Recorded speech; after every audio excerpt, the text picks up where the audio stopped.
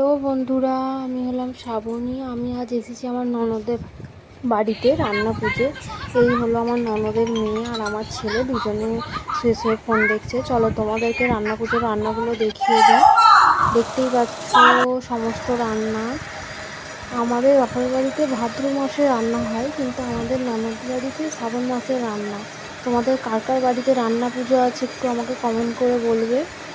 চলো সব রান্না খাওয়া দাওয়া সেরে এবার আমরা বিকালে বাড়ি ফিরবো। দেখতেই পাচ্ছ আমরা রাস্তায় বেরিয়ে পড়েছি। এবার আমরা মেন রোডের দিকে যাচ্ছি টোটোতে উঠবো বলে।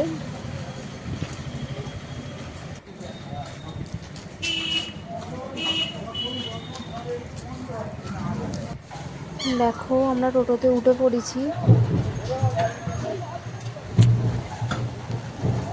রাস্তাতে এত জ্যাম, আজ শনিবার তো দেখতেই পাচ্ছি চারিদিকে গাড়িতে ভর্তি, বাসে।